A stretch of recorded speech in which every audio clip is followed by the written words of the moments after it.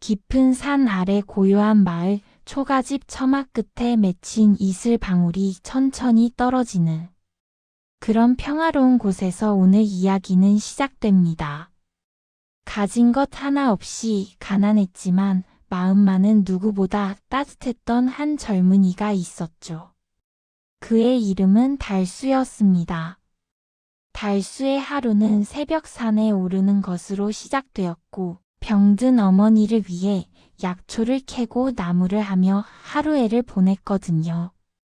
오늘은 그 달수가 경험한 작은 선행이 어떻게 천냥의 벼슬로 돌아왔는지 그 이야기를 천천히 풀어가 보겠습니다.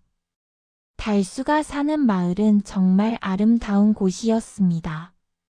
산과 들이 어우러져 사계절 내내 푸르렀고 사람들도 대체로 선량하고 평화롭게 살아가는 그런 마을이었죠. 하지만 달수의 삶은 그리 평탄하지 않았습니다. 어린 나이에 아버지를 여의고 홀어머니를 모시며 살아가야 했거든요. 어머니마저 병이 깊어 자리에 누운 지 오래되었지만 달수는 단 한 번도 불평하거나 원망하지 않았습니다. 매일 새벽이면 달수는 동이 트기 전부터 산으로 향했습니다.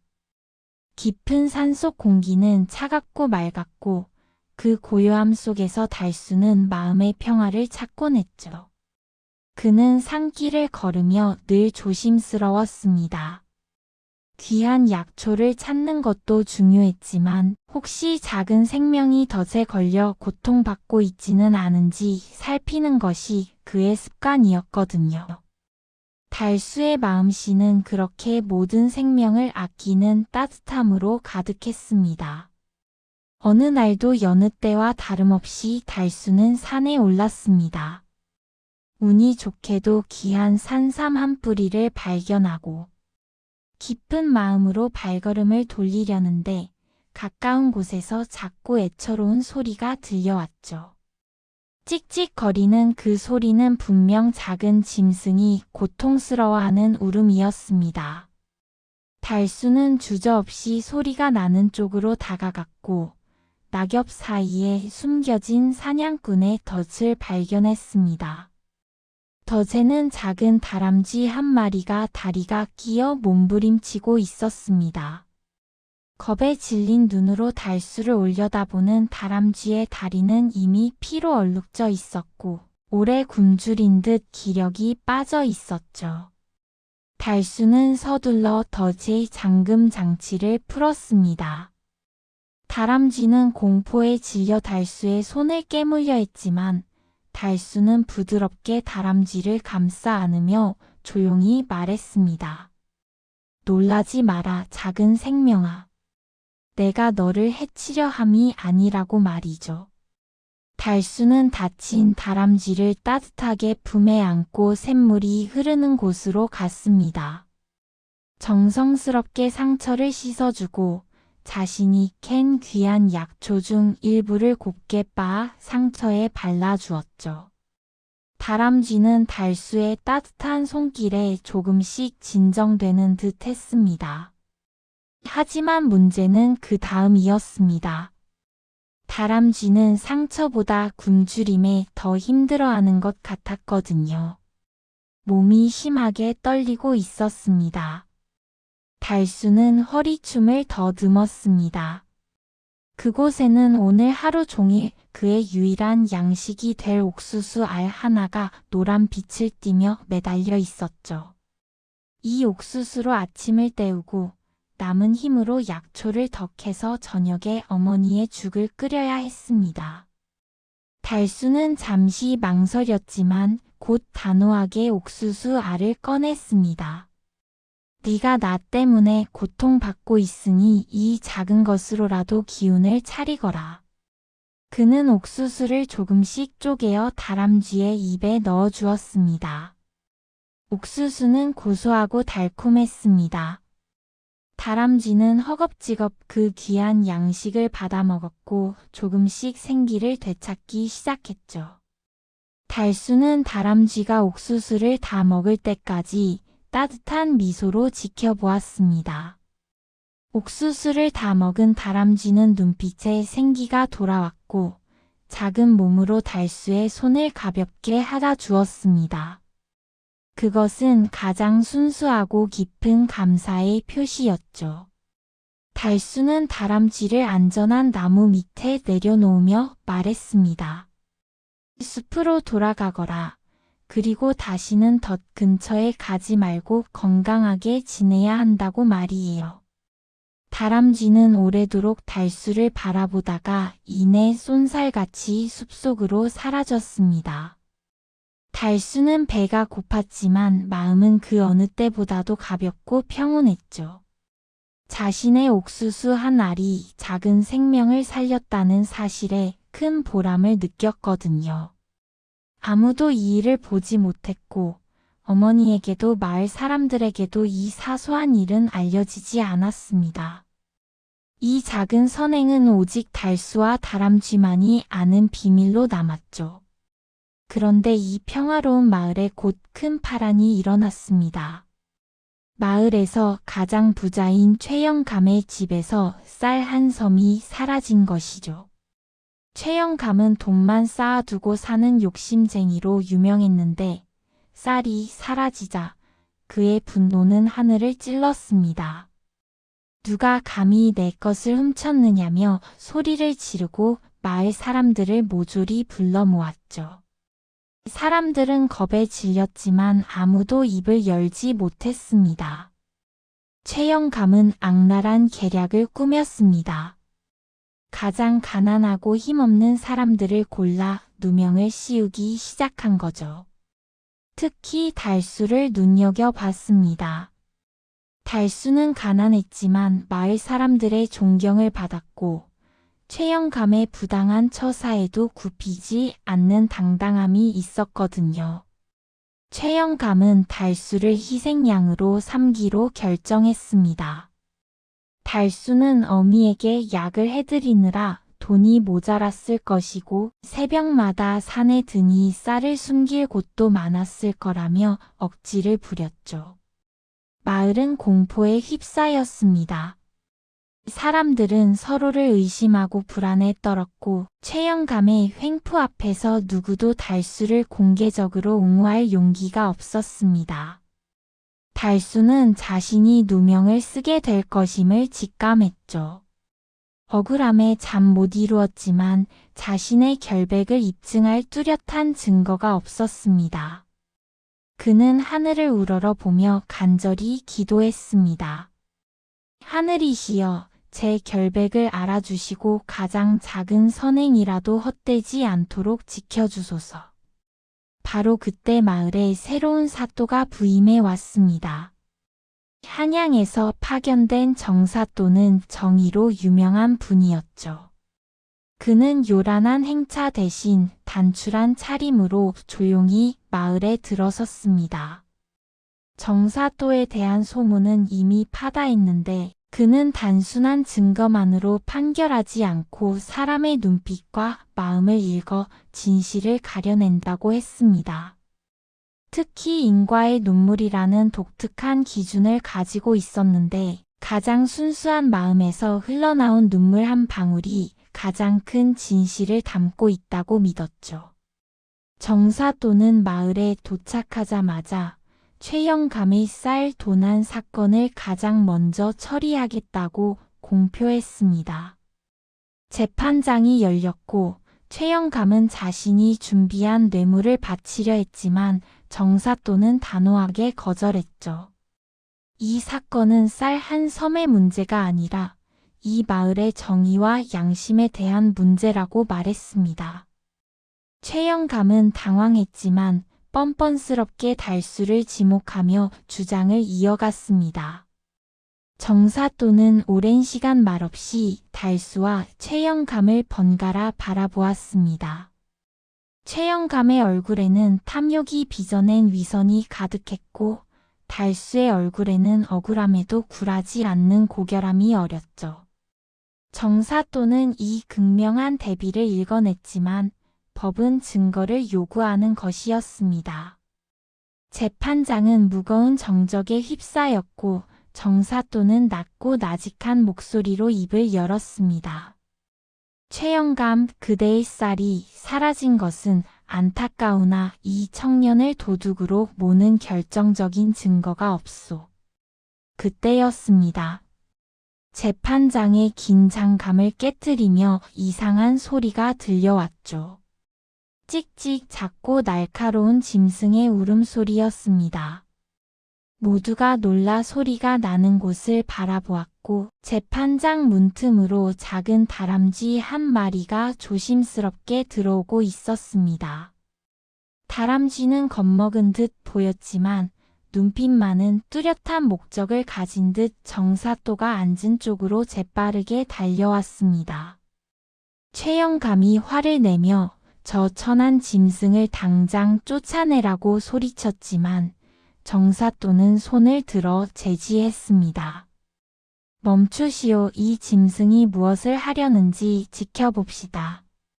다람쥐는 정사또의 책상 위로 기어 올라가더니 최영감을 향해 날카로운 울음소리를 냈습니다.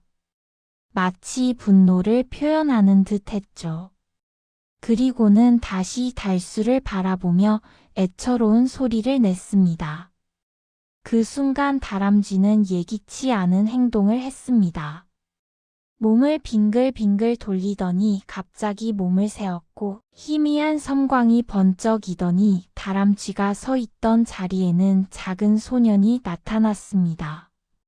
소년의 옷차림은 풀색이었고 눈은 밤처럼 맑고 동그랬으며 얼굴에는 다람쥐 특유의 앙증맞은 표정이 남아 있었죠. 재판장은 경악과 놀라움으로 가득 찼습니다. 소년은 작고 맑은 목소리로 입을 열었습니다. 사또님, 저는 이 산을 지키는 작은 다람쥐의 영혼입니다. 제가 여기에 온 것은 진실을 밝히기 위해서입니다. 저 최영감은 쌀 도둑을 잡는 것이 아니라 자신의 사리사욕을 채우기 위해 가장 선한 사람에게 누명을 씌우고 있습니다. 소년은 며칠 전 사냥꾼의 덫에 걸려 죽음의 고통을 겪고 있었는데 달수님께서 자신을 구해주셨다고 말했습니다. 소년의 증언은 계속되었습니다. 달수님은 상처에 약초를 발라주셨을 뿐 아니라 자신의 유일한 식량인 옥수수 알 하나를 저에게 먹이셨습니다. 그 옥수수 알이 없었다면 저는 기력을 잃고 죽었을 것입니다. 그 옥수수 한 알은 달수님의 목숨이나 다름없었죠.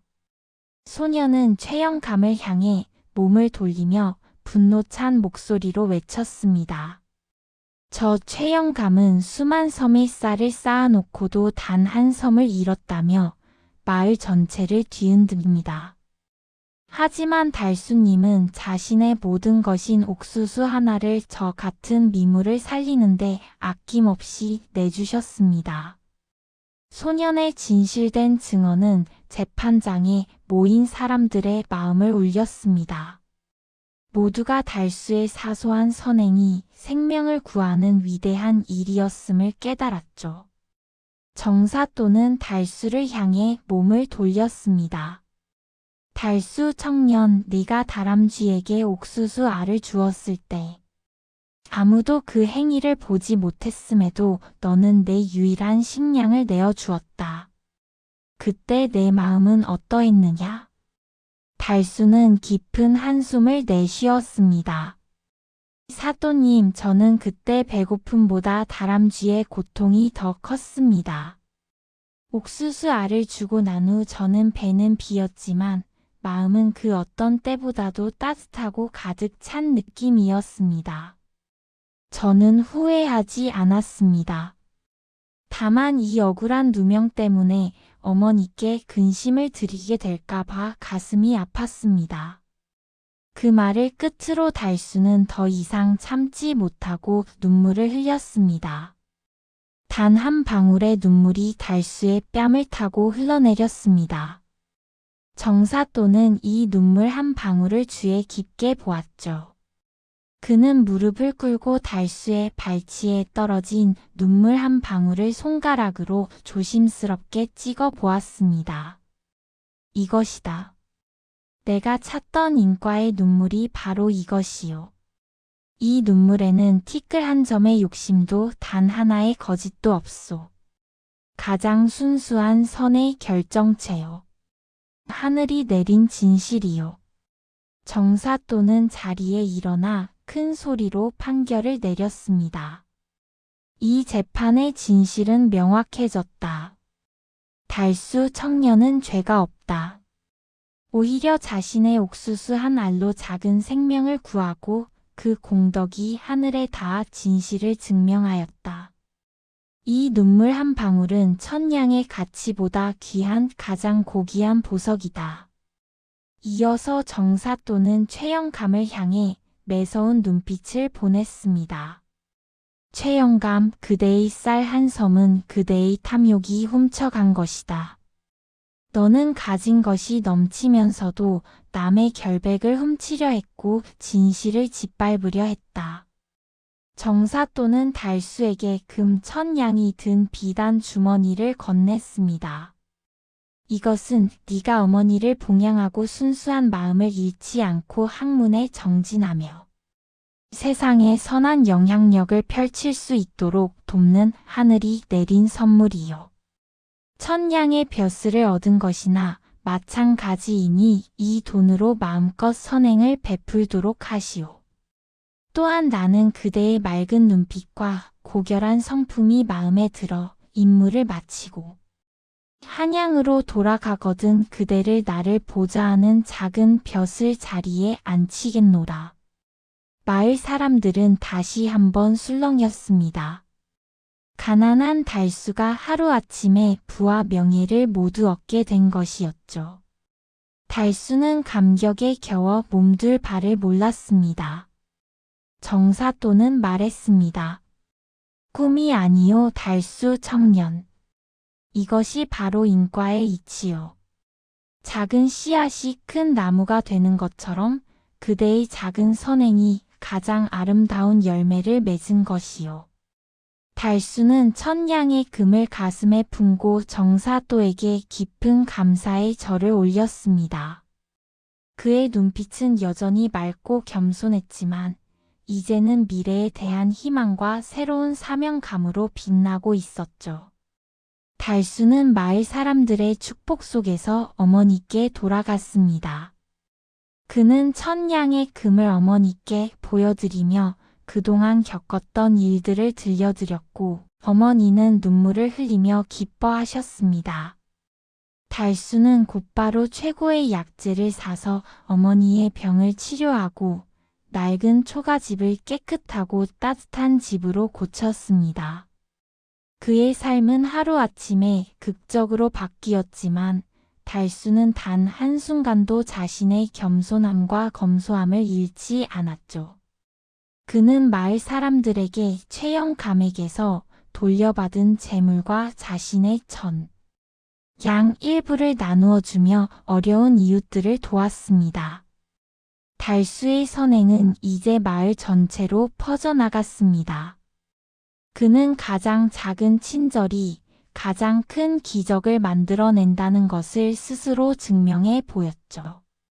눈물 한 방울의 순수함이 금 1000냥과 고귀한 벼슬을 불러온 이 이야기는 마을 사람들의 입을 통해 오래도록 전해지기 시작했습니다.